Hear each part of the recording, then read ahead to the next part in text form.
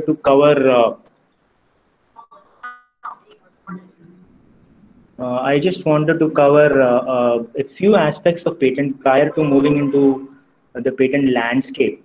So it has already been dealt in couple of sessions, but there was some clarification that I would like to add. So 15 minutes I'd like to spend on that presentation, and then I'll move on to my the subject of presentation. So with that preface, allow me to present my screen.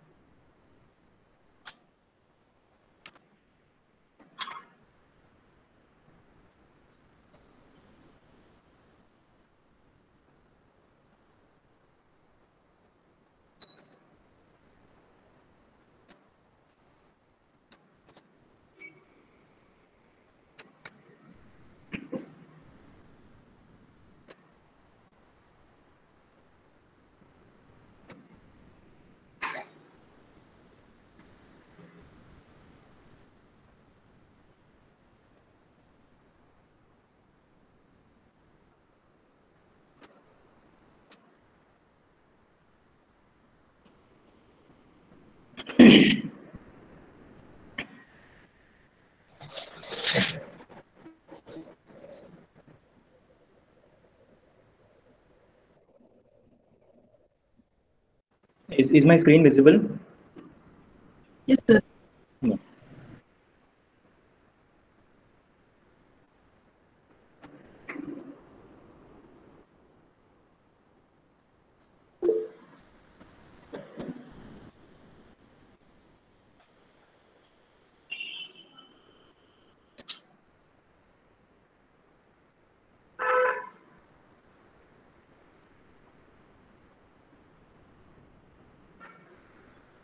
Yeah.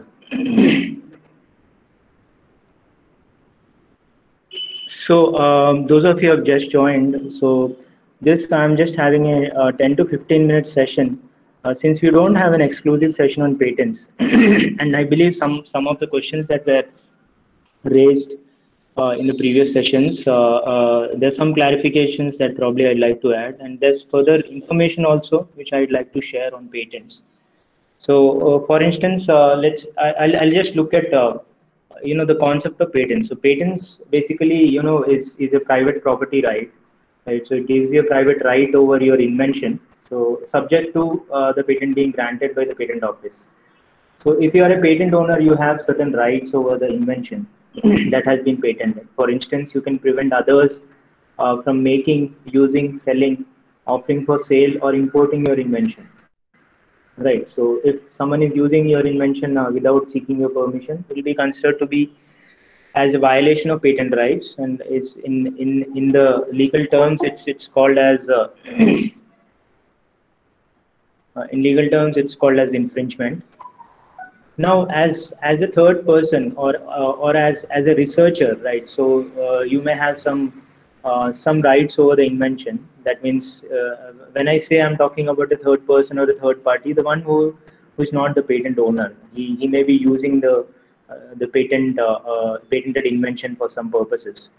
For instance, the government can anytime acquire your invention, or it can use your invention for certain uses. So it's not that it can be done for all uses, but there are certain uses for which government can acquire your invention or can use your invention without taking your permission. So if you are a patent owner, particularly in the context of medicines, if there is a patented medicine available, a government can import a patented medicine without the permission of the patent owner. Right. So in some cases, they may have to give a royalty to the patent owner. Uh, for using a patented invention for research or experimentation purpose, that means, we always talk about research. So research is built on something that is already existing. So you may have identified a problem which may have been actually patented. So you want to come up with an improved solution for such a patent. So you'll have to initially carry out research over that invention. So such research in India is not considered to be a violation of patent rights. Likewise, if you're using it for experimentation in your laboratory, for showing it to your students, it's not considered to be an infringement. can also be used for teaching purposes.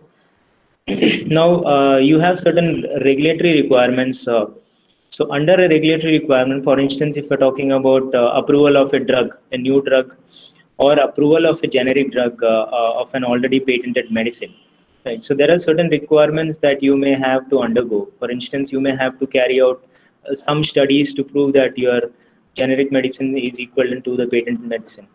So for that, you may have to procure the active ingredient and you may have to formulate it. So such activities, provided they are used only for carrying out this or meeting the regulatory standards, are not considered to be a violation of patent rights in India. Likewise, you can parallelly import a patented product from outside India, provided you are doing it legally. And you also have something called as a compulsory license mechanism. So if a patent owner is abusing his monopoly, then you have a mechanism such as compulsory license where a license can be granted by the patent office against the permission, without the permission of the patent owner, to a third party for manufacturing, using, selling, and offering for sale in India. Right. So there's one particular case that I would just like to bring to your attention. It's the case of sorafenib. So sorafenib is basically an anti-cancer medicine. So you may be aware that cancer is a life-threatening disease. Right. So most of the living medicines are actually under patents. So initially, the drug or the patented medicine was being sold for about 2,80,000 rupees in the Indian market by Bayer. So Bayer was a company which developed that molecule sorafenib, and then there was a generic company which wanted to introduce.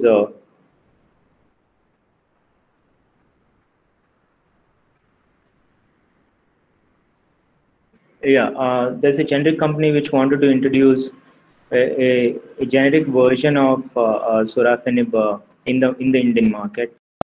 So they applied for a voluntary license. They approached Bayer for a voluntary license, which was refused, and then they subsequently filed an application for compulsory license before the IPO, Indian Patent Office, and then it was found to meet the requirements of grant of compulsory license. For instance, the price was very high, and the medicine was not available in sufficient quantity in the market.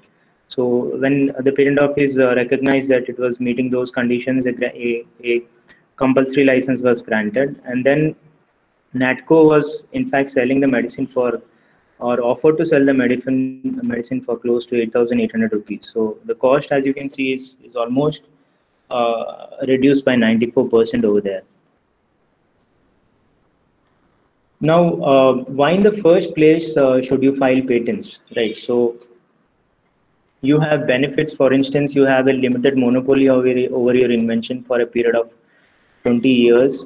So you can exclude others from using your invention. So you are actually excluding competition, in the sense that particularly if you're talking about medicines, wherein you have additional barrier of a regulatory approval. So in the case of medicines, as you are aware that unless medicines to be safe and effective, you cannot the medicine will not be approved by the drug regulatory body, and unless a drug is approved, you cannot launch it in the market. So patent exclusivity acts as an additional barrier over there, and then it creates monopoly, and then you can always yield higher returns. That's what I gave the example of in my previous slide on the case of sorafenib. Now, it acts as a market protection tool, as I said before. So you are preventing others from using your invention. It Since you have a monopoly, so it can also act as a source of revenue generation. So primarily, when you look at the modes of revenue generation, there are three modes. As in, you have as in the revenue that you can generate in the case of a physical or a tangible property, right? So you can sell the property, you can you can rent out the property, or you can mortgage the property depending on your need. So likewise, even in the case of in the case of patents, you can assign your rights to a third person. That means assignment is you're completely transferring your rights or you can partially license. I mean, you can license your invention, so wherein you are retaining your rights, and once the license period or the term expires, the invention comes back to the patent owner. So licensing is a sort of renting out your property, right? So mortgaging, in fact, if you look at one of the recent announcements where the government is planning to look at patent as a tool for mortgaging. So never know that the government may come up with something that you can use a patent as a tool for mortgaging, primarily because you may recall we said that patents may in some cases have some value, some economic value. So based on that, can it be mortgaged? Can it be used as a tool for mortgaging and have some money in return?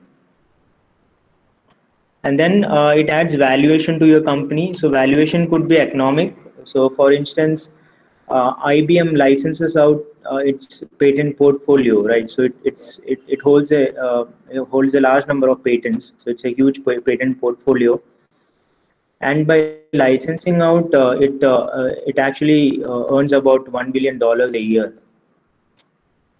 And then finally it also adds brand value to your company, right? So if you look at Samsung and Apple or IBM for that instance, so not just economic, but it also adds brand value.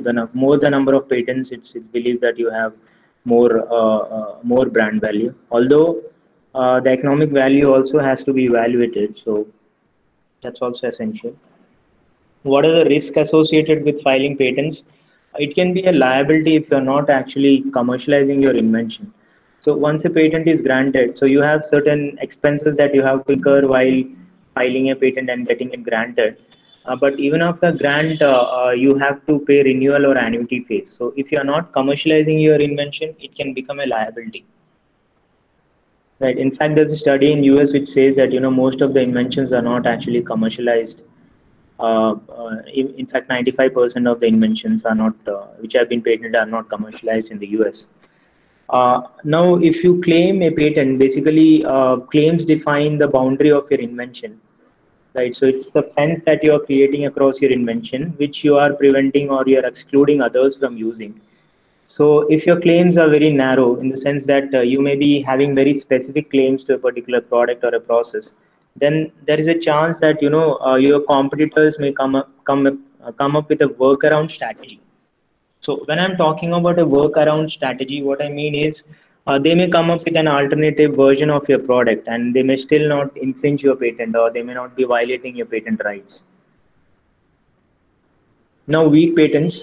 So if you're filing patents, by weak patents, what I mean is if you're filing patents for inventions which are not meeting the standards of patent requirement, then you may end up, losing your invention. You may end up not getting a patent, and also you may also end up disclosing your invention to the public, right? So weak patents, non-patentable subject matter, or inventions which do not meet the requirements of patentability. For example, someone was asking about software programs in the previous session. So software programs per se in India are not patentable, right? So if you look at if you're trying to file a patent for a software related invention, unless your invention resides in the hardware or the functionality associated with the hardware, it may be very difficult for you to get a patent in the area of software related inventions.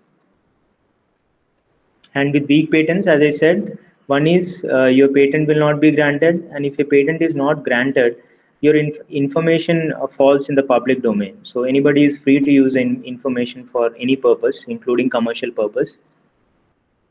Subject matter restrictions, that's what I said. You cannot get patents for software programs. You cannot get patents for discoveries. So if you have discovered a living or a non-living thing, you have discovered a plant, you have discovered an animal, that's not a patentable subject matter, even though microorganisms may still be patentable, provided they are not discovered, they have been invented. So by invented microorganism, what I mean is they may have been created using genetic engineering tools. So there is human intervention or scientific intervention in creating that microorganism, then it may still be patentable, provided it meets the other requirements of patentability. Okay, am I audible? Am I? Yes, sir. Yeah. So the reason I may prompt you to kindly let me know if I'm there or not, because what I'm seeing is I can see only my screen or the PPT. So I may not be if there is an interruption, I may not be knowing whether I'm still with you or I may have got disconnected. Right. So that's what it basically means. So I'm right. So these have already been discussed, but I think there is one thing that I would like to focus on is the first requirement. So this was probably not discussed in the previous sessions. So that's one of the important requirements. Although it may not be applicable in all fields of technology, but if it is applicable, then it can become a threshold or a barrier for grant of patents. This is we also call it synonymously as a non-patentable subject matter. For example, I talked about discovery. So discovery, if it falls, if your invention is a discovery, could be a living or a non-living thing, then prima facie, even if it is new, involves an inventive step and can be, manufactured in industry, a patent will not be granted.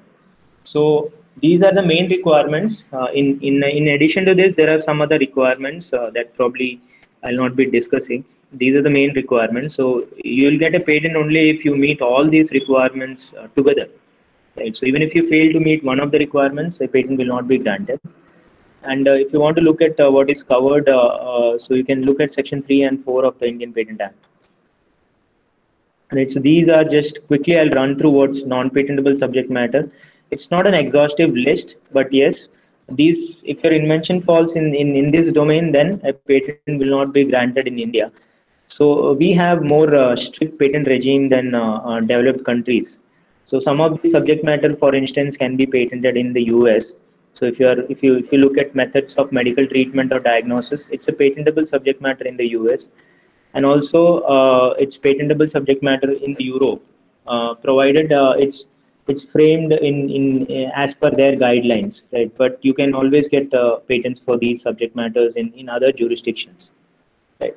So three of the requirements remain uniform across all the nations, although it may be interpreted differently across these jurisdictions. And this is what makes the Indian patent law different from the others. So we have got strict regimes to prevent you know uh, patents for inventions for which may not qualify as an invention, right? So these measures are normally there in our section 3. But then you can also find that some of these areas which I talked about in the previous slide, you also have other aspects in this particular areas wherein you can definitely try for securing a patent. For instance, I talked about microorganisms. So microorganisms are not are patentable, but if they are discovered, then they are not patentable. But if you are genetically engineering them, you may still get a patent. Likewise, culture media can a media for tissue culture may be patented, but not probably the microorganism as such. So you can also have culture apparatus for tissue cultures. You can have diagnostic kits. So you may recall that I said in the previous slide that methods of diagnosis are not patentable in India. Right. So, but you may still get patents for the diagnostic kits. So, if you are looking at the COVID-19 situation, so you find that the diagnosis is one way of analyzing whether a person is infected with the COVID-19 or not. Right. So, the kits which are used for diagnosis may still be patentable, but the method of diagnosis is not patentable in India. Medical devices, yes, it's a patentable subject matter. Novel dairy and horticultural products may be patented. Plant-based agrochemicals, then agricultural machinery and implements. So these all can be subject of a patent, provided the other requirements are also met, right? So the requirement of novelty, non-obviousness, and industrial application, right? So this is just an exercise, just to make you understand what exactly it is. So I have 4 inventions in the table. So this is my first invention. So my first invention is novel. It also involves an inventive step. That means it is non-obvious to a person skilled in the art. It can be manufactured in an industry, and then it's not an excluded subject matter. So my question is this patentable or not? So we looked at just couple of slides in the couple of slides that we had a discussion. Based on that, can you just post the answers in the chat box?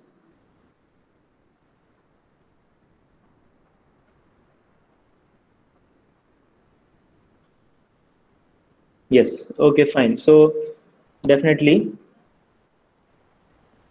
What about invention two? Okay, so we have someone who says yes, and we have someone who says no. So two no's and one yes, definitely, right? So what about this? Invention three? No, no. Okay. So fine. Uh, Invention four?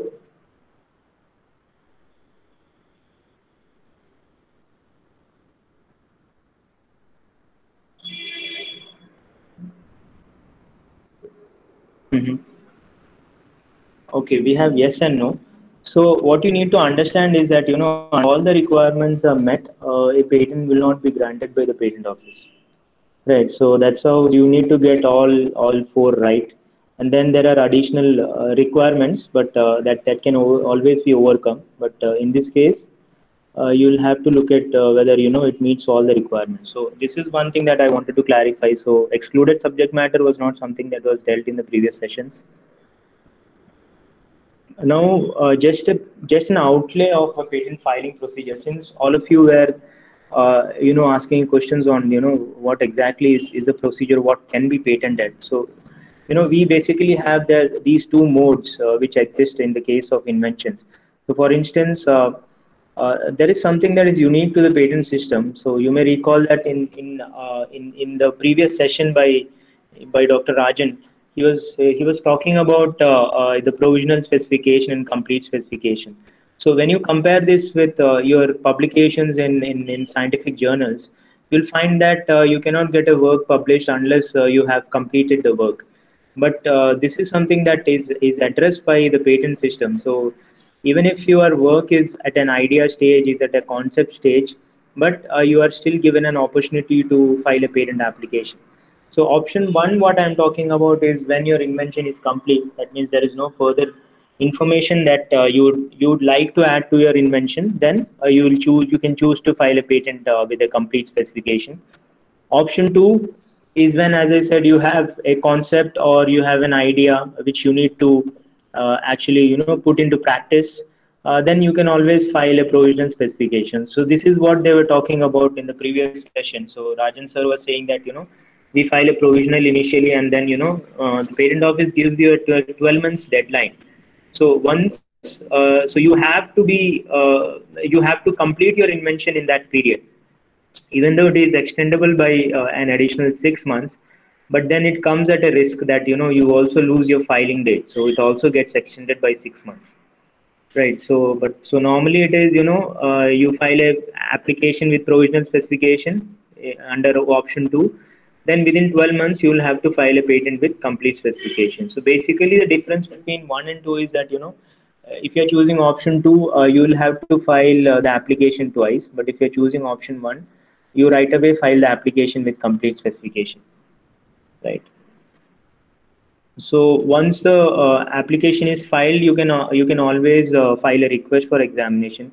Please note that basically patents are not granted automatically.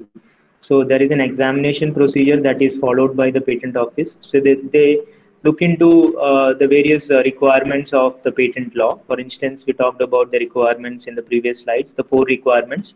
So they look into whether your invention meets all those requirements, and if and that is normally done by carrying out a prior art search, right? So we talked about prior art search in the previous session. So prior art search is nothing but looking into literature relevant to your invention in the public domain prior to filing of your patent application. So if you have filed an application today, everything and anything and everything that is there in the public domain until yesterday would constitute a prior art which is relevant to your invention, right? And then it gets published. So basically, it gets published automatically after 18 months. So what happens is it remains confidential. So once you file a patent application in the normal course, the invention remains confidential for 18 months. And then it gets published automatically by the patent office, publishes it. However, you can also go for early publication. So for instance, if you filed your application using option 1, then once you file a complete specification, you can always request for an early publication of your patent. So it has to be normally done within a 1 month period, right? Now, once a patent application is published, this is normally the unexamined patent application. So what it means is the invention falls in the public domain, not exactly public domain, but public can view your invention. But it has not yet been examined by the patent office, right? So whatever you are claiming is there for the public to examine. And then if any person can file a pre-grant opposition stating that your invention should not be granted a patent for reasons cited in the patent law. Primarily the four reasons that we talked about, but there are other reasons as well. So I'm not going to delve into that. And then finally, if the pre-grant opposition is not filed or if the pre-grant opposition is unsuccessful, then the patent is examined by the patent office. Substantive examination is looking at the standards of patentability and non-patentable subject matter. And finally, it is granted. So then it gets published for the second time. So you can see that, this process may take anywhere from 3 to 5 years, the whole process, right from filing to grant.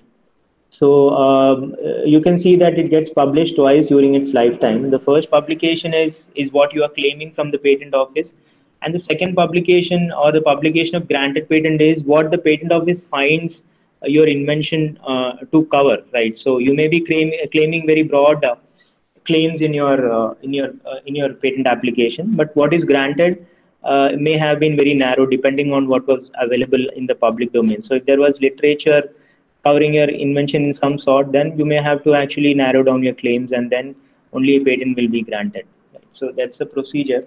Once a patent is granted in India, it can always be opposed. I'm just talking about the procedure of India.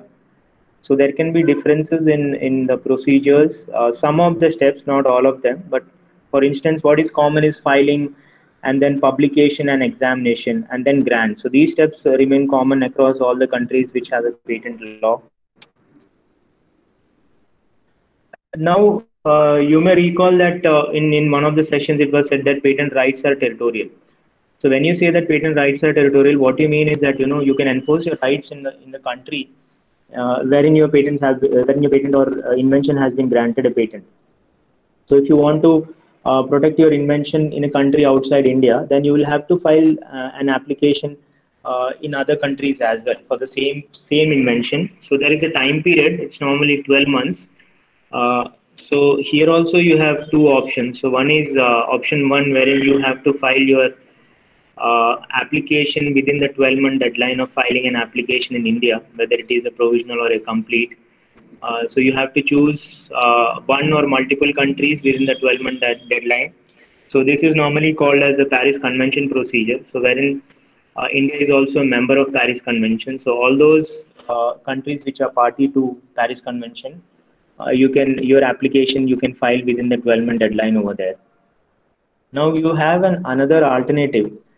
So the other alternative is that you file an international application or a PCT application within the 12-month deadline, and then you get additional 18 or 19 months. So if I have to compare this with what we did in the previous slide, so here if you are using the international application or the PCT filing mechanism, you get additional 18 or 19 months. But likewise, you have to once again file the applications in those countries. So here also you have to file the application twice. One is if you're choosing option two, one is you file an international application. International application is not actually a grant mechanism. So it's something that is administered by the World Intellectual Property Organization.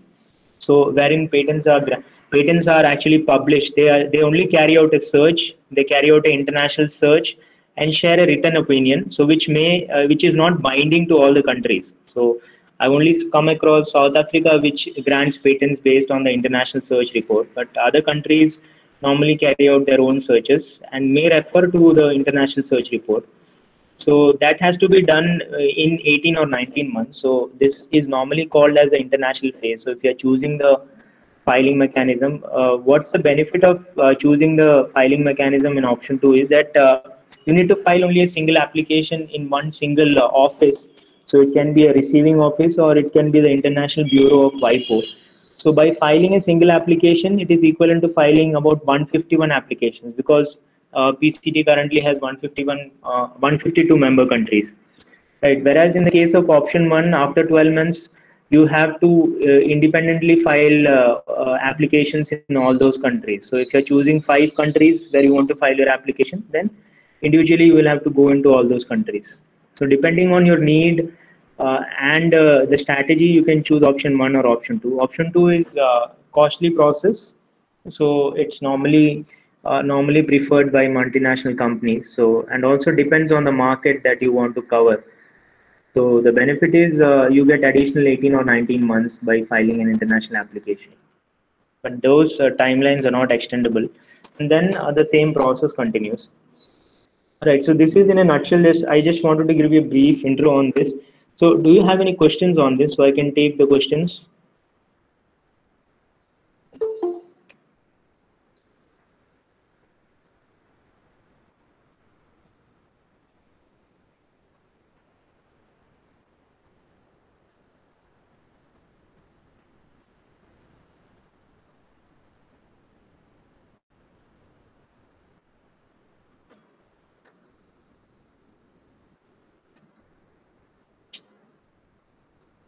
Yeah. Any questions? Fine. Then I'll switch over to the next the presentation of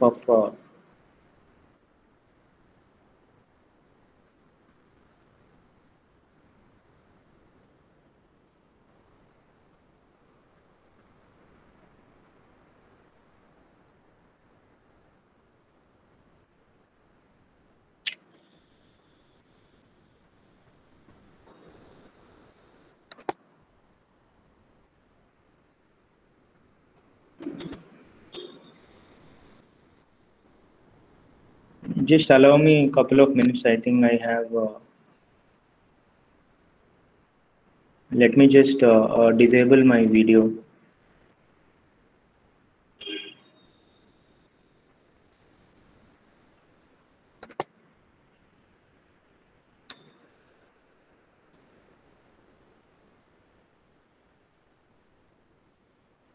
So meanwhile, I can answer any questions that you have.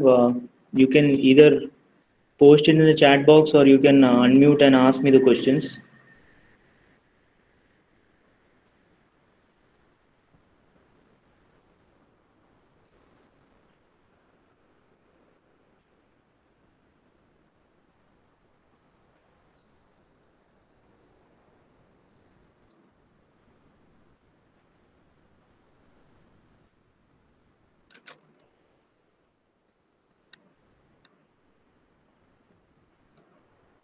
Allow me to present my screen.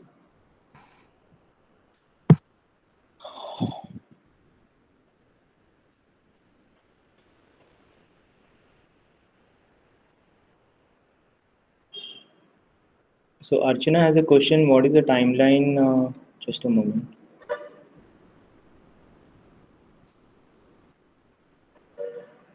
What is the timeline for requesting examination after filing complete specification? Archana, it is 48 months from the date of filing of the first application. So whether it's a complete or if your first application is a provisional, then you have 48 months. Within 48 months, you will have to file your request for examination. So unless you file a request for examination and pay the statutory fees, the patent office will not examine. And after the 48-month period is over, your patent will be deemed abandoned.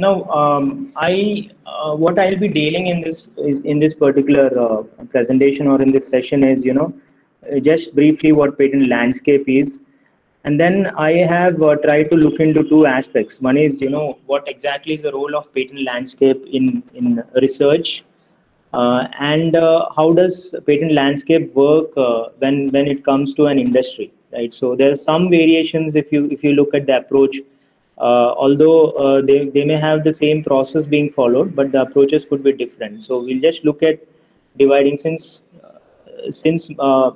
we have faculty members with us. So I thought probably, I'll incorporate the aspect of research as well, how it works in the context of research. And then so the first part, I'll be focusing on the patent landscape in research and what's the role exactly of it.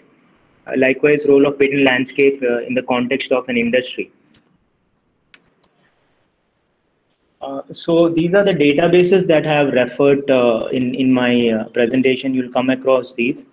So eSpaceNet is a free database or an open source database. It's a European Patent Office database, which is maintained by the European Patent Office. And it's considered to be one of the most comprehensive database for carrying out patent literature. So we'll look at, I'll compare patent literature, and I just have a couple of slides on what patent literature is and what non-patent literature is.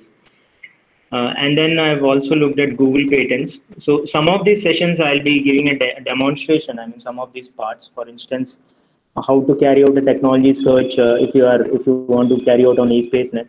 So eSpaceNet, as I said, is a free database. So unlike the limitations with a non-patent literature, you have certain advantages when you are using a patent office database for carrying out a literature search, a scientific literature or a technological search.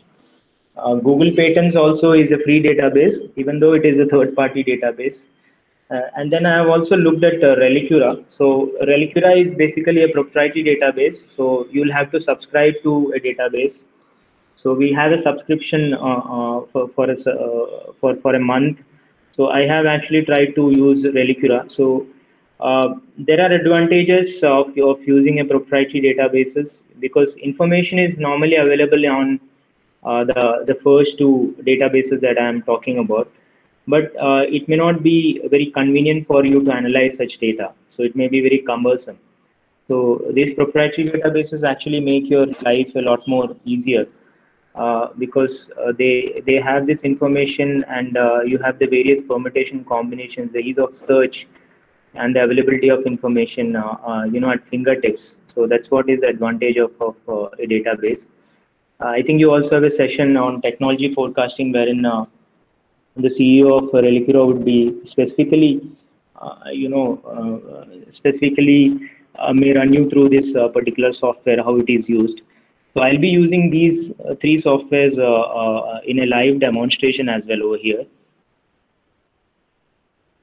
So basically, what do you mean by? Oh, sorry, I think there's a mistake. Yeah, basically, patent landscape, reveals the scientific and technological trends using patent literature.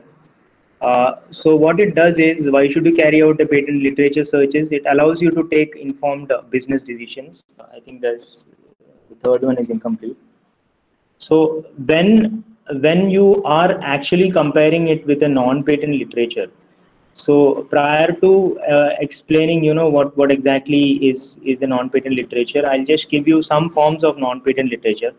So you have two categories normally when we talk in the context of patents. So one is the patent literature. That means whatever literature is available in a patent application that has been granted or that has been published. And then you have every other literature. So anything that is included in any other literature apart from patents is normally categorized as non-patent literature. So non-patent literature could be a scientific journal publication, could be a publication in a conference proceeding, could be oral and poster presentations in various workshops or conferences. Now, could be disclosure in exhibition. So any public exhibition you may have displayed your invention, that also could be constituted as a non-patent literature. Reports and brochures, etc. And then videos also. You may be posting YouTube videos of your invention, that also will normally come under non-patent literature. So what are the limitations with regards to non-patent literature? So one is that if you look at subscription, so most of these journal articles are subscription based, right? So unless your institute has subscribed to this database, you may not be in a position to access these articles. So with patent literature, you can overcome this barrier. So patent literature, as you may recall, that at least the patent literatures are available on these databases, and then you can access them. All you need to have is an active internet connection. Translation of documents in foreign languages may not be readily available.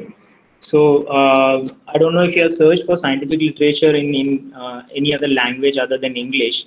So if there is a Chinese document, you may have to even while carrying out a search, you may not be in a position to obtain such documents, or you may have to probably carry out search in Chinese or Korean. Right. So China is currently one of the most uh, one of the most is one of the countries which is at the foremost in publications, whether be it patent publications or non-patent literature as well. Right, so they are filing a lot of patent applications and it is getting published. Although the quality is always questionable regarding the patents of Chinese originating from China. Information may not be comprehensive, although the quantum of NPL may be on the higher side. So what I mean is, if you're carrying out a technology search on a database such as Google Scholar, and you're using a database such as eSpaceNet, you may find that the quantum of literature is more on the non-patent literature databases when compared to patent literature databases. However, I'll just give you an example wherein you can identify, even though you're carrying out search in non-patent literature databases, you'll find that the patent literatures normally creep up as one of the important ones on the top, or the relevant results. Now, why do I say that patent literature is comprehensive? Because it's a requirement of the patent law to make a full disclosure of your invention. So if you're claiming a product, or if you're claiming a process patent, then you have to disclose exactly how what that product is, and how that product is made, and what are the components of that product. So the whole disclosure has to be there. But it may not always be true for non-patent literatures, because if you are looking at the experiment aspect, I don't talk about the social science research, but there can be articles in the science and technology domain wherein you may not come up with the results that may have been disclosed, or the procedure may have been incomplete in what it has been disclosed in non-patent literature. And patent and non-patent literature may cover the same technology, although patent is filed first and may be published later than a non-patent literature. Right. So why do I say that patent and non-patent literature may cover the same technology, although patent is filed first and may be published later than non-patent literature? So you may recall that in my previous presentation, I said that normally it takes 18 months for the patent to be published. So if a technology is patentable, so you know that one of the requirements is novelty. So to preserve novelty, you cannot publish your work in any domain, right? So what happens is, normally a patent is filed, and then after that the articles are published, right? So if it's the same technology, then first, if it is patentable, you'll file a patent, and then you'll go for publication. So the patent may get published after 18 months, but the publication, even though you are submitting after the patent application has been filed, may get published earlier than your patent application is published. And non-patent literature are subject to copyright and cannot prevent the commercialization of the technology. So what I mean by non-patent literature is subject to copyright.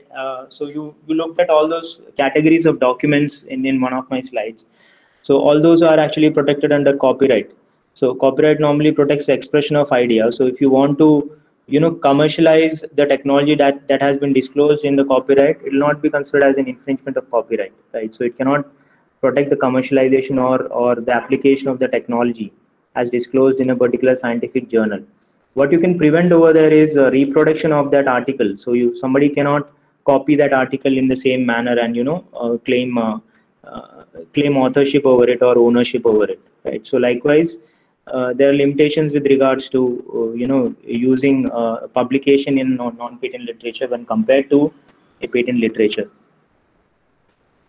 Now, I just want to look into the patent categorization. So this may be different because I am looking at how patents classify inventions, right? So there's in the previous last 2 days you may have discussed about inventions and innovations.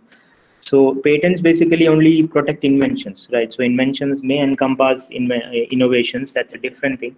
But basically, it's an invention which is new and which involves an inventive step and has industrial application. So basically, we in India we have two categories, as this was also being said in the previous presentations, that you have a product patent and then you have a process patent. But in other countries, you may also have a third category, which is the application or the use claims. So they may be claiming a use of a medical compound for treating a particular disease. So such type of claims are patentable in the US or in the Europe. Right. So this is something that's the third category, which normally is not patentable in India. So you normally amend the claims when such applications come to India through the national phase. So if I'm talking in the context of pharmaceutical drugs, most of these new drugs are actually developed by the pharmaceutical industries based out of the developed countries such as US and Europe. Right. So they may be initially filing the application in their countries, and then within an year or within the PCT, if they choose the PCT route or the Paris Convention, they have to file their application within a period of 1 year. Now, let me move into the first part. So, what exactly is the role of patent landscape in research? So, particularly policy research. So, this is something that we normally do at our center. So, we are identifying gaps in the policy by examining the grant of patents. So, for examining the grant of patents, what we need to do is we need to identify a field of technology. Right. So one of the scholars is actually working on nanotechnology. So when he started out with nanotechnology, he carried out a broad technology search, and he identified that there in the subdomain in the subdomain of medicines, there were more applications than other fields of the subdomain. So he chose that particular category of nanomedicines when he looked at the patent literature and identified those literature, and also identified that a substantial number of patents were in the domain of medicines in the field of nanotechnology, and that's why he chose that area. So this is one of the ways in which you look at grant of patents. So what we actually do is over there is why do I say that we are identifying gaps in the policy? So you may recall that in the previous session, Rajan sir was talking about patents being granted even for apps in India. So if you look at prima facie, apps may not be patentable in India.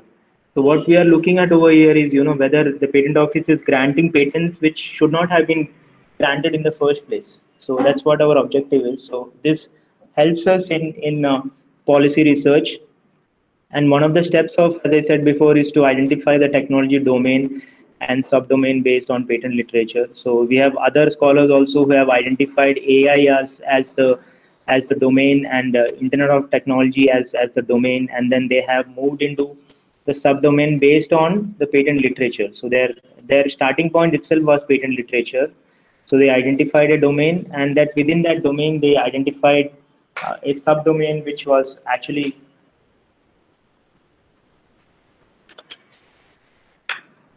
they identified a subdomain based on the quantum of patent literature. Now, the other aspect that you can look at is you can use this for tracing the technology growth. For instance, what I mean by tracing the technology growth, just a moment.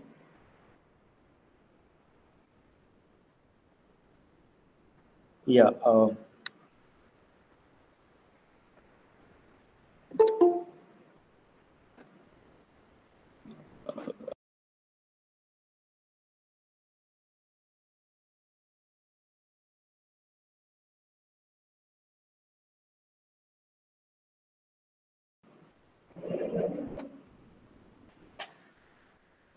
Yeah. So tracing a technology growth.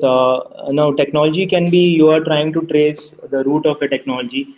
So I have a couple of slides and I'll explain in detail. You know what I mean by tracing the root of technology or tracing the technology ladder. So tracing the root of technology is you're starting from the recent technology, recent advancement in the technology, and based on that you're trying to trace the roots of those technology, right? So the basic science from which that technology evolved. And technology ladder is basically the other way around. So you are starting from the base of the technology, and then you are moving into the advancement. So you're tracing the advancement over there. So both run in different manners. So the most common form is the one is normally applied is the root tracing the root of technology. And apart from that, technology growth also helps you in identifying solutions to existing technical problems. So, particularly if you're working in an industry or a manufacturing unit, so if you are facing problems and the normal literature is not sufficient to solve your problems, you can always refer to patent literatures. So there, you may be identifying the patent landscape, and then based on that, you can also identify. The literature which may be giving you solutions to your existing technical problems. So this is what I mean. So when you're tracing a technology using patent citation, right? So this is something called as backward citation. So ABC and XYZ, normally I've used these terms to indicate that A is it could be a base technology, and Z is the latest technology in place. So these are related because it's Z can be assumed to be an improvement of A in that manner. So when I'm talking about backward citation, I'm taking one of the latest patents and then I am tracing, the information that is disclosed in that patent application. So Z, if my latest invention or my advancement is covered in Z, Z will be citing Y as or Y or Y1, Y2, Y3 as the patent or non-patent documents as in the background of the invention. So you always find that in patents it's mandatory to provide a background to the invention. So wherein you are identifying the problems existing in the prior art, and then you're trying to solve those problems. So your invention is basically a solution or a technical solution to such a problem. So likewise, X will be citing Y. So you can trace the technology from Z to Y to X in the backward manner until you reach A. That's one way of looking at it. So wherein you use the latest technology. So this is one of the most common technologies that you use. If you are people from the science and technology background, and if you have carried out research, you may see that there can be you may take up a latest non-patent literature or a patent literature. Patent literature is not something that we normally use if you're looking in at least in academic research, but it's more there in the industrial research. So you may always look at Z and then you try to identify if there is a procedure that has been disclosed. So the procedure may have been cited in Y or may have been cited in X. So then you always refer to the details of the procedure in Y or X. Now, the other way is you are looking at forward citation. So what you're doing is you are looking at a patent in 2000, which covers your technology A, which is the base technology. And then you trace where all in B, you will find that A has been cited. And likewise in C, you will find that B has been cited. C may also cite A and B together. So likewise, you can trace from the base of a technology and move on to the latest advancement. That's also one of the ways of looking at it. But the problem with this forward citation is that it'll be either you need to know what A is over there. So if you are starting as a fresh graduate, I mean you are working in a fresh area of research, it may not be easily. It may not be easy for you to identify A. That's a base of technology unless you have worked for some time in that particular area. So you can always stem out this. So this is what I call as a ladder. So you're stepping on these steps, starting from the first step and reaching to the top. Whereas in the other case, you're starting from top and you're trying to dig out the roots to identify that base of a technology. So any questions? So if you have any questions, you can unmute and ask me over here. So technology classification using patents. So now these are the two databases that I've used. I'll be just now moving on to the online demo session. So I'll be giving a practical demo on this eSpaceNet search and Google patents particularly.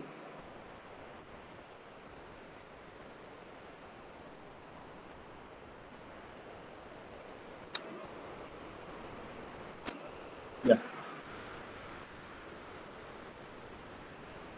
Okay. Am I audible?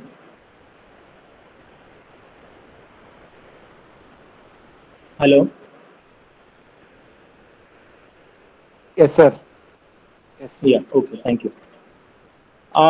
You have something unique to the patent literature system. So this may also be applicable to non-patent literature. I don't say that there's no classification system in non-patent literature. Scientific literature is also classified, although there may not be a uniform norm or a standard of classifying a scientific literature. So you may have broad areas under which they may be classified, right? For example, you may have disciplines of engineering, you may have interdisciplinary areas wherein you have engineering and management coming together. So such areas will always be there. But in the case of patents, this goes a step further. So patents are normally, once you file a patent, the first step that is carried out by the patent office is to provide a classification symbol, at least one symbol to your invention or your patent application. So how does the patent office decide, which symbol to give? So let me just quickly put you across the classification tree. So it's basically a hierarchy. So whenever you file your invention, we have about 9 classes or 9 sections. Just allow me.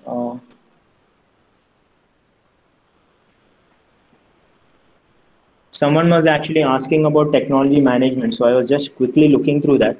So as you can see, whenever whenever a patent is filed, the patent office will classify your invention in at least one of these classes, right? So you have 9 classes over here. This is known as the cooperative patent classification system. So classification system, if I have to give you an analogy, is just like what we do normally in the case of a library, right? So whenever a book is intended in a library, it is actually given a number, right? So that number is based on the title of that book, right, and the subject area it covers. So that book will go into a particular shelf in your library based on the number that is allotted to the book.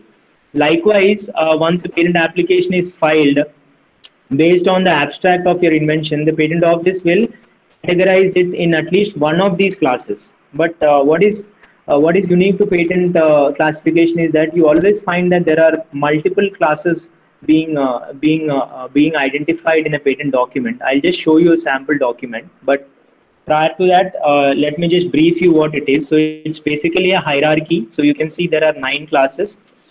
There is also one more classification system which is called as an international patent classification system. So if you want to trace out patents in a particular technology domain or a subdomain, you can always use this particular strategy to broadly identify that category, even though it can be cumbersome for you to identify all the relevant patents. That is where I said I'll be referring to the proprietary databases. So I also have a demonstration on the proprietary databases. So as you can see, there are 9 categories over here. This is the cooperative patent classification system. So for instance, if I have to give an example, I can cite an example of a robot. So these days, robots are also assisting in surgeries in hospitals. So we have a state-of-the-art hospital by name AIIMS over here, Amrita Institute of Medical Sciences. So there, the robots actually assist a doctor in surgery. So if your invention is pertaining to such a such a robot which is capable of performing a surgery, then you know that it may be a mechanical invention, since it may be a mechanical as well as an electronic invention. So it may be covered in the category of mechanical. That will fall under that will fall under F, and then it can also may fall under H, and it can also may fall under human necessities, primarily because the objective of a robot over there is to perform a surgery or assist a surgeon in performing a surgery. So that comes under the category of human necessity. So when a patent application is filed for such an invention, you'll find that you'll have multiple classes being allotted to that particular patent application. So I'll just give you a quick example. Let's look at coronavirus, or maybe even COVID-19. Sorry.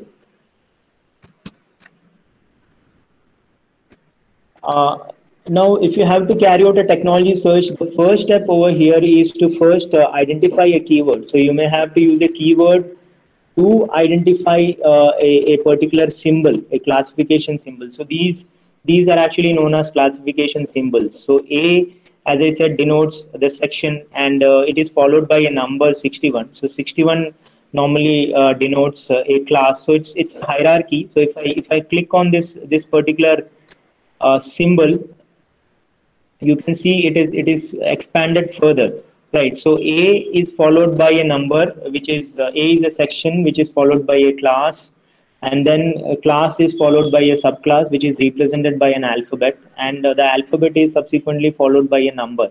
So this represents the group, so it's 31 by 0, and all these that are coming under this particular group will fall under the subgroup. So this is the hierarchy that is created.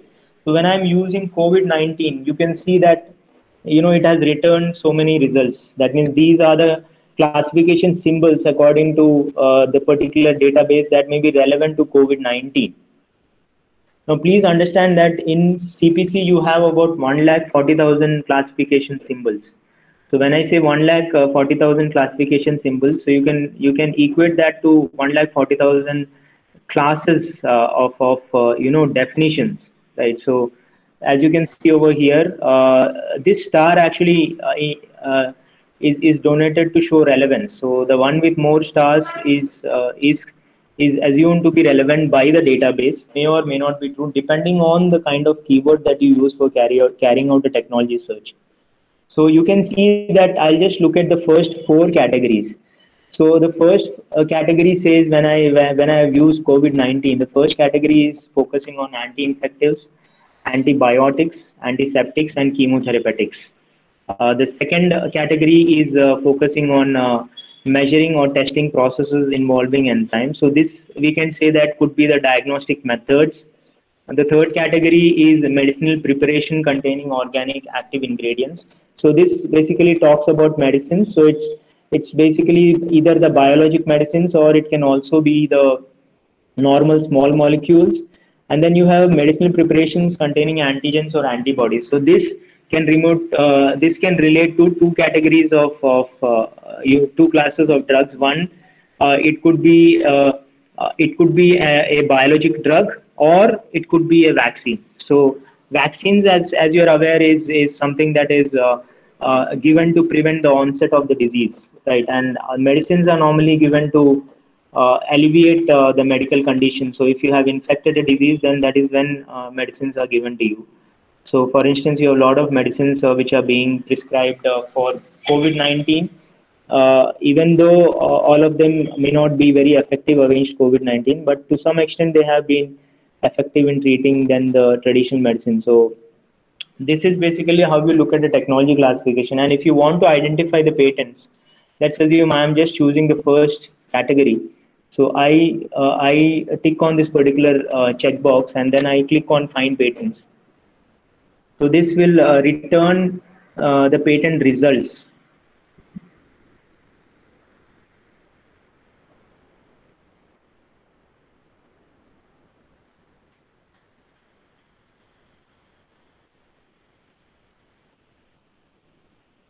Right. So it says that when I'm using that particular keyword, I get about 73,139 results.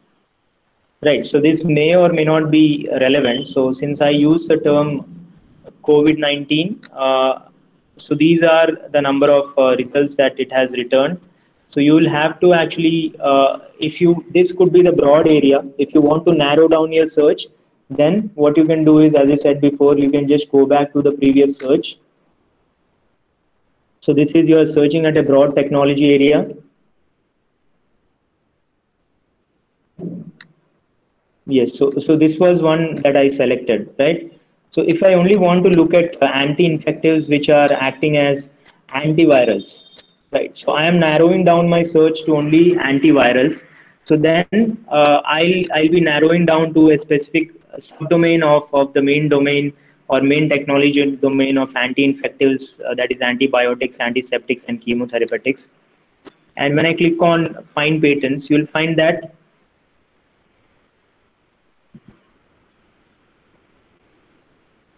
right. So you can see previously we got some 73,000 odd results. Now it has been narrowed down to 35,000 some odd results.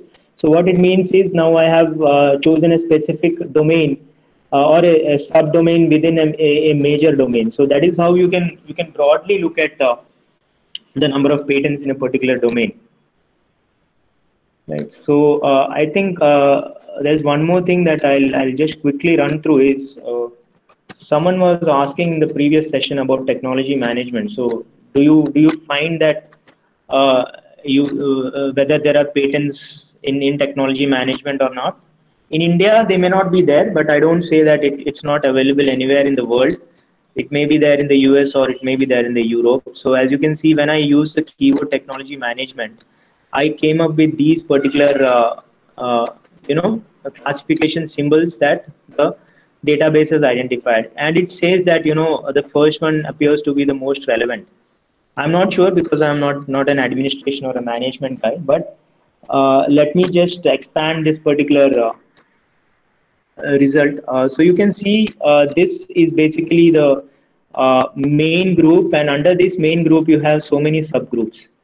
So if you want to look at only administration or management of reservations, for instance, example for tickets, services, or events, you can take this particular category and then you can carry out a search.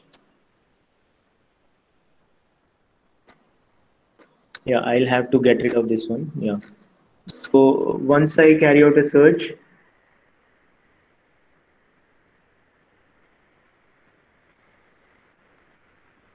so I got 10,770 results. So let us see if any of these has actually been is actually there in India or not. So I'll have to filter my results if I want to further narrow down. For instance, I want to look at countries India. So IN is a two-letter code which designates India. So I want to apply. Why is it not coming?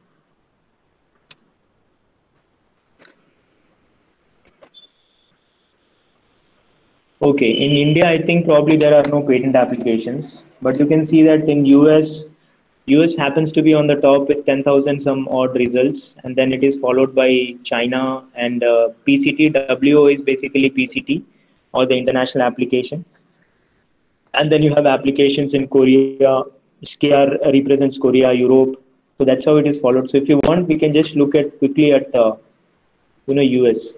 So since in India there are no patents, or maybe that's the reason that it's not updated over here.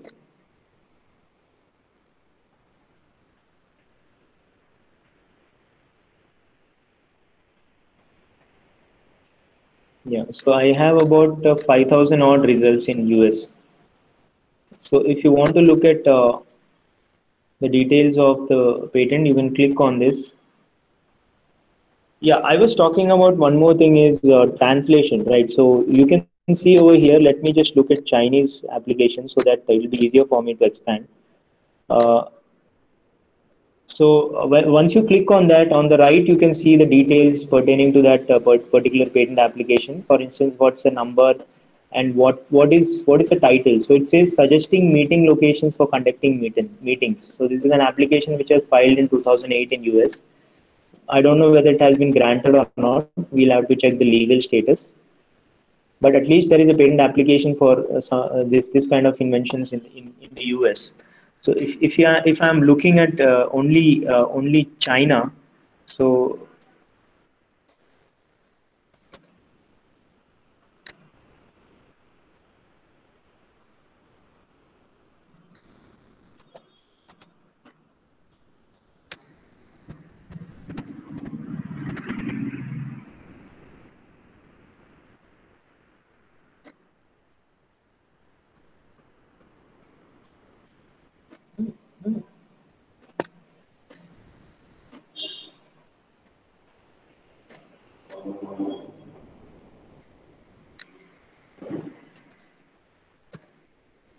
pardon me, I think the net connection is not very.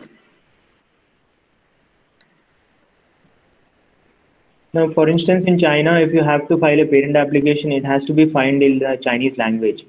So, as I said, even in some of the scientific literature which is published out of China is in the Chinese language. So, such articles, you probably may not be in a position to search them on the net because since they are in the Chinese language, unless you carry out the search itself in Chinese. But in the case of these patent databases, these are already request there. You have a translation, right? So you can see that the abstract itself is in English. Now, since it is already there in English, there's no need to translate. But otherwise, you can also translate it in these languages which have been listed over here. Right? So there's a lot of Chinese documents which may be available not in an English language. So you can always translate them in the English language. So likewise for the European languages as well, you can use these methods. So these are the benefits that you normally find when you carry out a search for patent landscape or a technology landscape using patent literature. Additionally, as I said, when you compare with non-patent literature is only protected in the copyrights. So there may not be any protection for that, even though that does not mean that the knowledge that is disclosed is not relevant in non-patent literature. So you may recall I said that the quantum of literature is more in the case of non-patent literature than what you compare in the patent literature. But since there is a classification system available in patents, it's easier for you to classify the technologies because there are about, as I said, 140,000 symbols, classification symbols in the EPC. So each defines a particular meaning or each contributes to a particular meaning. So you can look at the specific technology using each one of these uh, each one of these classification symbols. So likewise, you can also look at uh, Google Patents.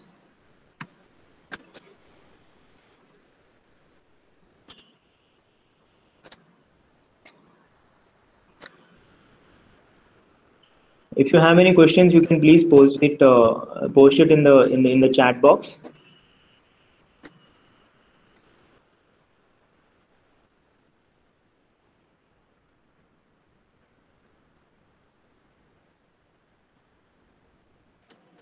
So if I'm giving us COVID-19.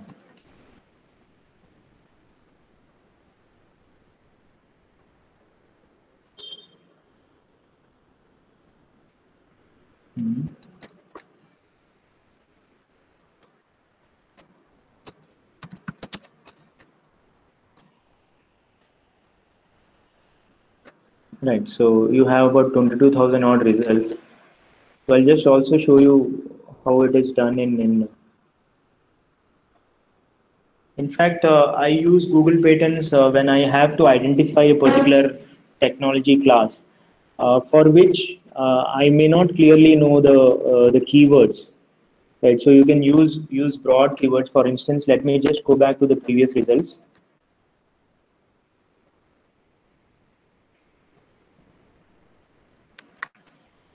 Yeah, so you can group here by classification symbol. So if you group here by classification symbol, you can identify uh, the patents which are existing in different classes, and the one which is more prominent will be on the top, or one with the more number of patents will normally be on the top. So randomly. So as you can see now, it has been classified based on the classification symbol. So this appears to be the most common one. So you have a question mark. If you click on that, you'll know what this particular class pertains to, right? So this code pertains to. So this classification symbol, it says, it's a virus like particle, right? So this is what, so it comes under this hierarchy. So it comes under the group of medicinal preparations containing antigens or antibodies. So, and there you say these are virus like particles. So this may most likely be a vaccine, right?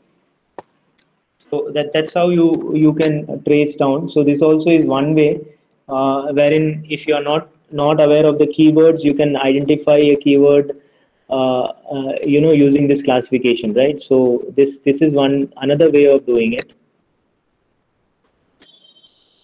And then you can also look at what are the other classes. So there is one more class. So these basically could be the classes which are more commonly, exposed in the patent applications covering the coronavirus. I think there is one more database which I would definitely like you to look at.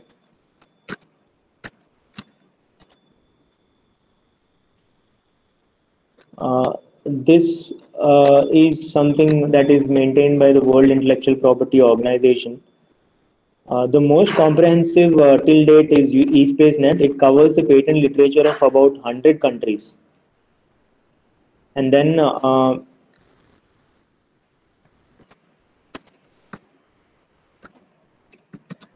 but when you look at the patent scope of World Intellectual Property Organization, this particular database has got more features. For instance, you can look at the technologies. Just a moment.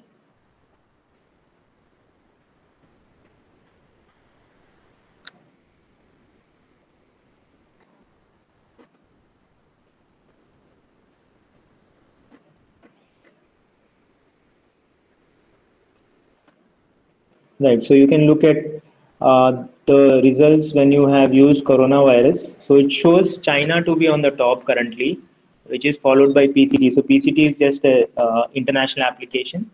So it's followed by US, and then Europe, Australia, and so on. So India also, you find that there are about 60 applications filed from within India. And who are the top applicants? That means these are the pharma companies. Pfizer, as you're aware, is a pharmaceutical company, and then Crucial Holland is another pharmaceutical company. So there you can identify, particularly if you are looking at what are the technology gaps or what are the white space. We'll probably discuss about white spaces in the next session. So I have the second part wherein I'm going to focus on the industry aspects. But this will give you a brief idea of what are the countries which are the countries wherein most number of inventions is taking place. So you can see coronavirus currently China stands at the top. Applicants are Crucial, Holland, NV, and then you have list of inventors, and then the IPC codes. So you may recall I talked about International Patent Classification Code. So this happens to be the most relevant one because there you have 1,267 patents which are using this particular classification symbol. Right. So and then you have the publication dates. Right. So these also is a free database. So you can see that I have made you familiar with at least three of these databases, which are actually WIPO and eSpaceNet is something that is maintained by the patent offices, whereas Google Patents is a third-party website. But all of them are actually freely available. So you can look at these documents. You can look at the abstract. So whether it is relevant to your invention or not, whether you can classify it based on the technology or not, these things can always be identified from here. So any questions on this? Else I'll just go back to my presentation. So if you want, we can just open the forum for any questions, if there are any.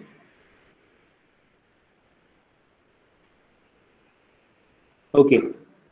Fine. So I'll move on with my presentation.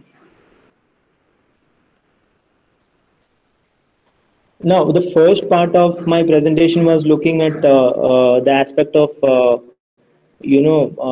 technology landscape in the context of research, and what exactly is the role of patent landscape in the context of industry, right? So industry may have a different perspective, although R&D is one of the tools, but apart from that, there are other various aspects that the industry normally uses patent landscape for. The first and foremost you can see is to identify white space in a technology domain or subdomain of interest. So this also I'll be giving live examples on this. So what I mean is, what do you mean by actually a white space in a technology domain? So white space is the area in a particular technology wherein there are little or no patents, right? So if you are a company, which wants to venture into a particular domain, for instance, you want to venture into wireless charging, right? So these days you find that there are a lot of wireless mobile charging units coming up. So if you want to enter into my wireless mobile charging unit, you may want to carry out a technology subdomain search over there and see whether there are patents in that particular domain or not. So if there are no patents, you can think of venturing into that domain, right? So if there are no patents, that means it's a public domain over there, so nobody is actually created private property rights in that particular domain of wireless charging, so it may still be open. But you should also be mindful of the fact that if there is a wide space available, it need not always be a positive sign. So there can also be issues with regards to it may not be a commercially viable area, right? So that's the reason that it's a niche area wherein you don't have many patents. So because it's a niche segment, or it caters only to niche segment. For instance, wireless charging, if I say, is not something that maybe catering to the low end or middle segment mobile phones. So it may be there only on the high end mobile phones, right? So in that ways, you it may or may not lead to a correct interpretation. But the thing is, it will give you an idea of as to what where is the domain wherein you can have a public domain within a technology which is not protected by patents. Now, the second point is to identify patent barriers to entry in a technology domain or subdomain of interest. So, particularly when we are talking about patents in the context of medicines. So, you may recall currently, there are some medicines which are being under investigation for treatment of COVID-19. So these medicines are protected by patents. So, but they have not actually been approved. They have only been approved for emergency use. That means once the COVID-19 pandemic subsides, then the withdrawal they may withdraw the approval of that drug. You may recall that I don't know whether you have seen it or not, but some of the even the diagnostic kits that were initially approved by the US have been withdrawn, and India has followed. So India also has issued guidelines stating that these are not actually regulated, or are not should not be used for diagnosis. So they have been banned, even though an initial approval was given for them. So patent barriers can be crucial, particularly in the context of identifying the patent landscape of a molecule. So if there is a molecule which has been patented, and if it's a medicine, then you look at all the various patents that are protecting that medicine. So there can be various aspects of patent being covered in different patents. For example, a patent can be covering a molecule, another patent may be covering a salt of that molecule, and another patent may be covering a composition. Composition is nothing but a finished dosage form. That means could be a tablet, or could be a syrup or an injection. And then you also have patents on methods of treatment and methods of administration. So a method of treatment using a particular patented drug, or a method of administration of a drug in a particular manner. So in US you find there are a lot of patents. So unless you cross all those patent barriers, as a generic company, you may not be in a position to uh, uh, you may not be in a position to launch your product.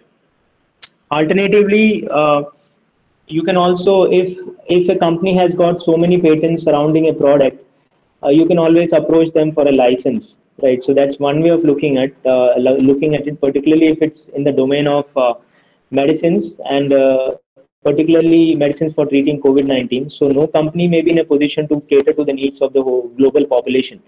So one way of looking at it is, it opens a window of opportunities for generic companies to obtain a license. That's what they have done. They have got license from these companies, innovator drug companies, or originator drug companies, as they are frequently called, who have developed these new medicines. And then they also start manufacturing and marketing the drugs in the areas or in the countries uh, where they have got pardon me. Yeah, so where they have got these patents. The third tool is interesting. It can be used for assessing the valuation of a company for the purpose of acquisition or a merger. So if a company wants to, acquire another company or wants to enter into a merger with another company, so while carrying out a valuation of the company, you may recall I said, patents also add value to the company. So how do you measure valuation over there? In the morning sessions also, you may discuss that, if a patent has been licensed, that will always increase the value of the patent, and that will ultimately lead to increase in valuation of the company. So more the number of patents that are licensed, more would be the value of the company, and then more money a company would have to shell out to acquire that particular company, right? So when we talk about valuation is, the amount that you need to pay to acquire that company. So if the valuation is more because there is a patent portfolio, and also most of these patents are licensed, that means these patents are actually generating revenue for the company. So that also can be used for evaluation for the purpose of acquisition or mergers. Likewise, as you said, identifying licensing opportunities, looking at patent landscape. So if there is a company which is selling a drug and there are a lot of patents protecting that drug or a medicine, then it is always advisable for the generic companies to approach for a license from the innovator. Or the other way is, you go for revocation of the patent. That means you say that all the patents are not valid, or you are not infringing all the patents. So that may be very difficult to prove. And then finally, this is something that we also discussed in the context of R&D manufacturing, in the context of academic research. So you may be facing problems in, R&D and manufacturing. So while you are trying to scale up something that you have successfully carried out at R&D, you may always face problems while scaling up or in the manufacturing. So you may, or you can refer to the patent literature or the patent landscape to identify solutions. Could be analogous solutions, or could be solutions similar to the ones which have been provided to your problems. So analogous solutions also can be a good way of looking at solving existing problems.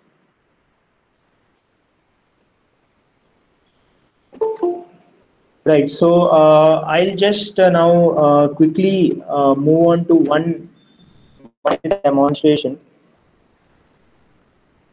and then I'll open the forum for questions.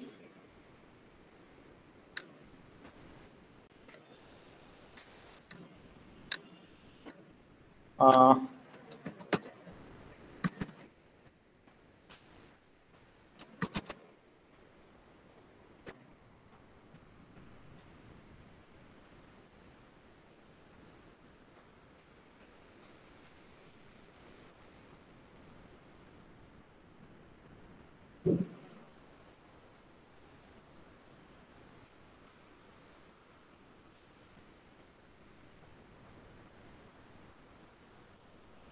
Now, what I'm doing is I am trying to log in, or I've already logged in, but I'm carrying out a search in this proprietary databases. So it's a Reliquera database that we have subscribed. So you can see when I use the term, coronavirus, I ended up with 3290 families. That equates to 9,977 documents. So families mean that you have 3290 inventions, as you may recall, but there are 9,977 documents for that 3290 invention. So what it means is that one invention, one family is normally considered to be an invention covering a single priority. So 9977 documents actually equate to the documents or the inventions in multiple countries. Right. So, for instance, if I look at it, it's almost three times the number of documents or three times the number of families. So, what it means is, on an average, I can say over here is that the invention may have been filed in three countries. So, there are 3,290 inventions, but since they have been filed in three countries, you have 9,977 documents. Right. So, you may recall that I said patent rights are territorial. Right, I'm just giving a rough idea. So patent rights are territorial. That means you have to file patents in all those countries where you have to protect your invention, and it has to be the same invention in all those countries. So filing multiple applications for the same invention in multiple countries does not mean that you have those many inventions, but it means that you have one invention which you are protecting in all other countries where you have interest to protect them. Now, I'll just quickly run through the graph, and I'll just try to explain you what I have in mind, what white space is, and how you can identify white spaces.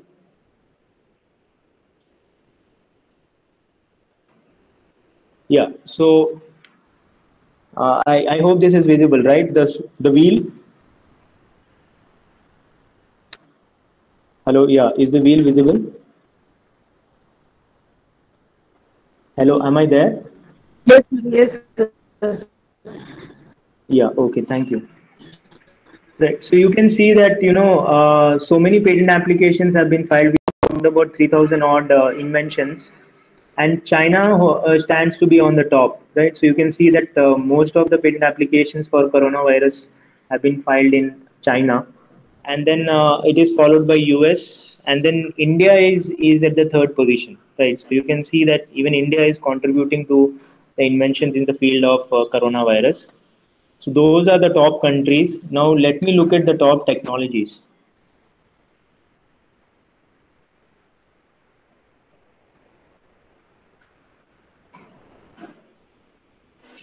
Right. So you can see this bar graph is visible, I believe. So you see that there are about so many classes under which these have been classified, and the top happens to be the medicinal preparation. So the technology for preparing medicines could be the product or could be the process has the most number of patent applications being filed, and then it is followed by the therapeutic activity of chemicals and medicinal preparation. So these are basically the technology domains. So these many technology domains are there.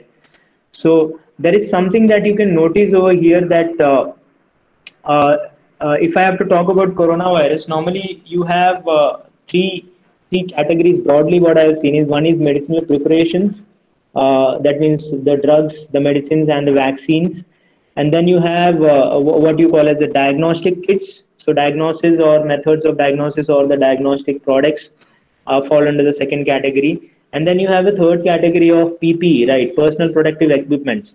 So you can see that from this graph, personal protective equipments, it does not show any patents, although it may be there. I'm not very sure, but you can see that over here. So what it says is, what you can infer preliminary, I am saying, right? Although it may require a detailed analysis, preliminary you can infer that personal protective equipments are a white space in the area of coronavirus because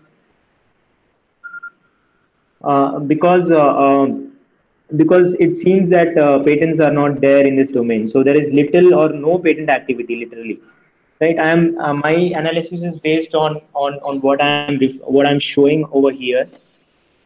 Now, within the top technologies, what are the top sub technologies? That means what's the subdomain under this technology which is showing more patent activity. So you can see antibiotics, antiseptics. So this I think you may recall we saw this in when we carried out a search in the eSpaceNet database. So you can see under the most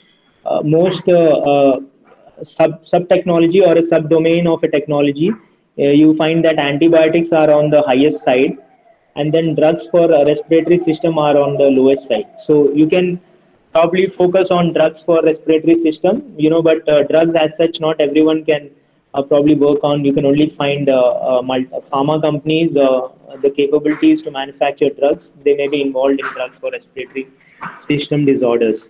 Right. So this is how you look at the top technologies and the top US. I'm not probably going to look at the top classification codes, but yes, in the top countries.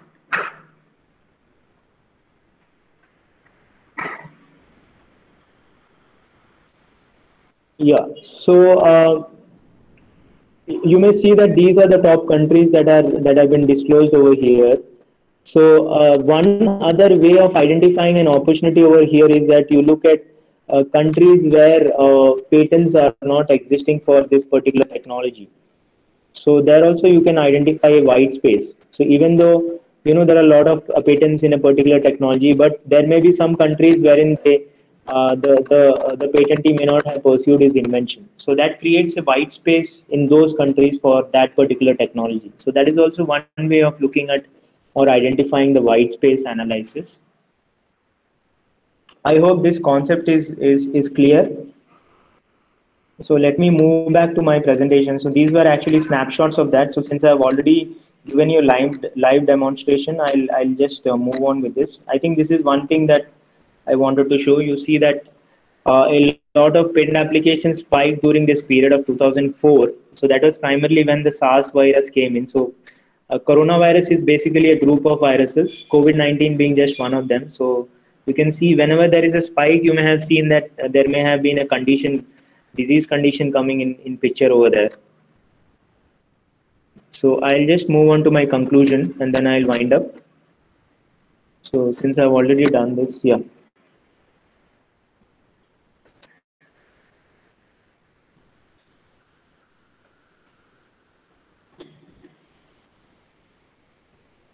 So patent-based technology landscape allows in identifying an opportunity in a technology domain or a subdomain of your interest. Right. So that's what we looked at, right? When I said that there is a domain of PPE, personal protective equipment, that may be free of patents. And identifying opportunities in technology domain or subdomain in geographical areas of interest. This is what I was talking about. For instance, there may be patents in a particular technology domain, but there may be countries wherein such patents may not have been pursued. So that also creates a white space. So white space is public domain. So you are free to commercially market your product in such countries where patent does not exist. And then carrying out patent landscape can also be used as a due diligence tool, wherein it can help in identifying patent barriers in a technology field of interest.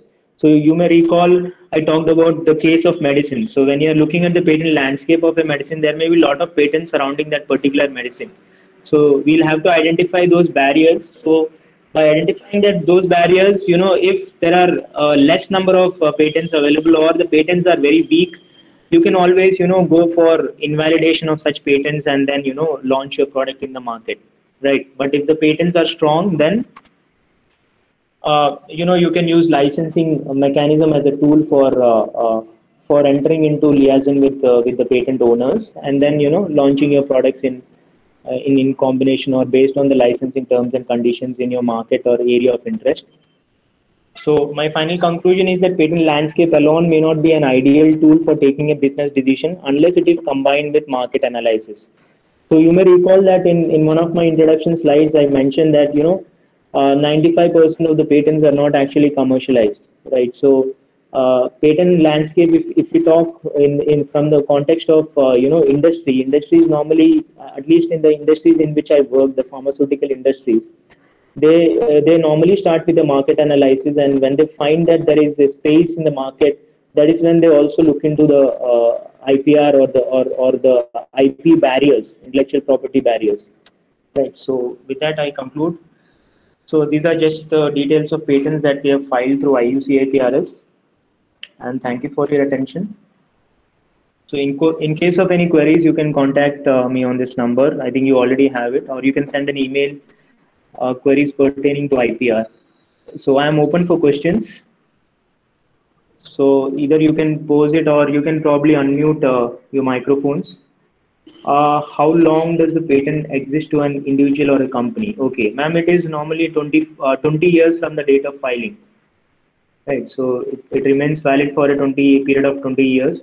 But the thing is, once the patent is granted, you also need to pay renewal or annuity fees. So if you fail to pay the renewal or annuity fees, then the patent is lapsed, is considered to be deemed abandoned. Yes. Any further questions? You can unmute and then probably you can ask, or let me stop sharing my screen. So one more question is there in the chat box. Is it Just a possible moment. to find Just a moment, Vijita Vijita. using Google Search? Vijita, I think there's a question. Yeah, one more question. There's a question from Divya D. Is it possible to find Divya. white space using Google Patents? Ma'am, it's not very easy. You can use WIPO. As I said, one of the free databases that you can use is the patent scope that I displayed. So you can go there. At least you may have a preliminary data, but you will have to definitely maybe subscribe to a paid database or a proprietary database to have a detailed analysis. You may get a broad picture, right? You may get a broad picture using maybe WIPO patent scope, or otherwise maybe you will have to look at literature that have been published in that particular technology domain or a technology area. I think there was this question by on the technology management whether there are any codes. So you can see that, ma'am, one of the ma'ams had asked. So you can find patents in other areas, but I believe in India we don't have patents for technology management. But I think there are there in other jurisdictions. But that is only based on the eSpaceNet data. So eSpaceNet data does not include all the patents which are filed in India. Yes. Any more questions? One Yeah, question is there in the chat. there's one more question. If 95% are not commercialized, how will it be economically viable? Sir, what happens in that case is if a patent is not deemed to be economically viable after grant, they will not actually renew the patent.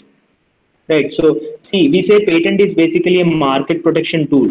But if your product itself does not have any commercial value, then it does not need a market protection. So, once the patent is granted, and if it's not economically viable, the patentee will not pursue it further in the sense that he'll not pay the annuity and he'll not try to maintain it. But at the time of filing, he may not know that whether that invention is going to be economically viable or not.